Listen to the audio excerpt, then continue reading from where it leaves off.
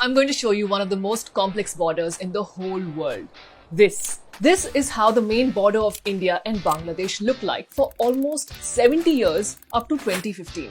What are these weird little dots? Well, they are actually little pieces of India inside Bangladesh and little pieces of Bangladesh inside India. Up until 2015, there were a total of 198 such complex pieces of land just along this one border. These small pieces of land are called enclaves. In its simplest sense, an enclave is a piece of a country that is completely surrounded by another country. Let's use an example to understand this. We have country X over here, and then there is another part of that country X in country Y. This here is an enclave. Around 2000, there were 256 enclaves around the world, of which 198 were shared by Bangladesh and India. Enclaves are actually pretty common and easy to understand. However, in the case of India and Bangladesh, things were not so simple. India had 106 enclaves in Bangladesh and Bangladesh had 92 enclaves in India. This is pretty crazy as it is, but it's also just the tip of the iceberg of this entire madness. Inside of an enclave can further exist what's called a second-order enclave. Imagine that country X has an enclave inside of country Y, and country Y has an enclave inside of this enclave. Then this would be the second-order enclave. Understanding one of these is fairly easy.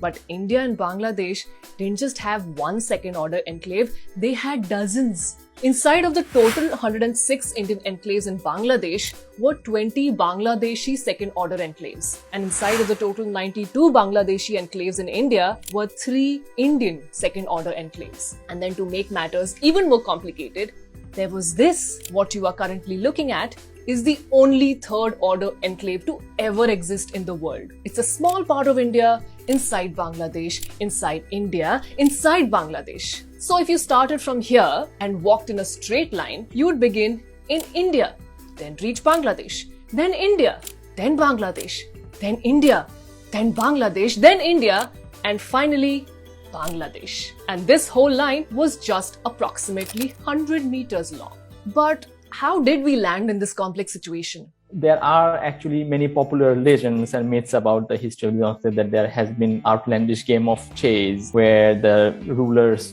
just bet on their land and those became enclaves. And there are also legend of ink spill on the map and those inks became enclaves. But historically, these enclaves actually came into being in 1713. This was the time when the Cooch Behar king and the Mughal rulers signed a treaty. This was like a peace treaty in which both the rulers decided to keep the pieces of land that they owned in the other ruler's region for the simple purpose of collecting taxes. But even during this, these lands were not formally drawn on any map. And this continued till 1947. It was the Britishers who complicated things. When the partition happened, the Britishers drew the lines that formally made these enclaves a part of the other nation. As a result, in 1947, the enclaves ended up being, let's say, on the other side of the border. So they became the international enclave for the first time in 1947. Now, these enclaves weren't just empty pieces of land. These were homes to many people. More than 55,000 people lived in these enclaves. And living here was not very easy. They couldn't enjoy many basic services, couldn't access schools, couldn't own or sell land, didn't receive medical care, and were not even helped by the police when required. They completely got cut off from their home countries and started to live on the mercy of the host country. In fact, the situation was so bad that to go to their home country, they needed a visa. The irony was that they could get the visa only by going to the embassy that was in their home country, for which they did not have the visa in the first place. And that's absolutely crazy. After partition, many efforts were made to solve the issue of these enclaves, but none were successful. Then came the 2015 Land Boundary Agreement. As the clock struck midnight on 1st August 2015, India and Bangladesh finally exchanged all except one of their former enclaves. There were celebrations all around. Residents of the enclave gathered in their main marketplaces. Many were chanting slogans to express their joy. Their happiness was shown in the many fireworks that lit up the sky that night. So what did this agreement exactly say? Bangladeshi enclaves in India formally became part of the Indian nation, and the Indian enclaves in Bangladesh formally became part of Bangladesh. And what happened to the residents of these lands? Well, they were given the right to choose which country they wanted to be citizens of. So they could decide to stay where they were and opt for a formal change in their citizenship status. Or they could decide to move to their home country and become the citizen of that home country. At that time, many had thought that there would be a massive exchange of people after this agreement. But surprisingly, that was not the case. Out of the total 52,000 people that lived in these enclaves, less than 1,000 people chose to go back to their home state. 51,000 chose to stay in their land and became citizens of the host nation. By the time these were exchanged in 2015, these people were second or third generation enclave residents.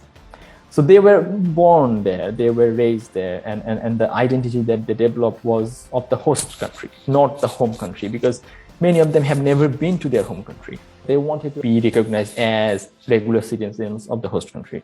And when the opportunity came, that was their first choice.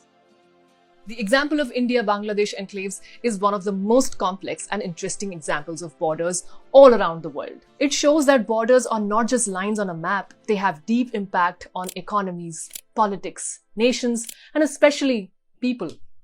Did you know about the India-Bangladesh enclaves? We at Nutshell love to create interesting videos about lesser-known Indian history. So if that's something you are into, let us know in the comments what other topics we should cover. And yes, don't forget to show us your love by liking and sharing this video.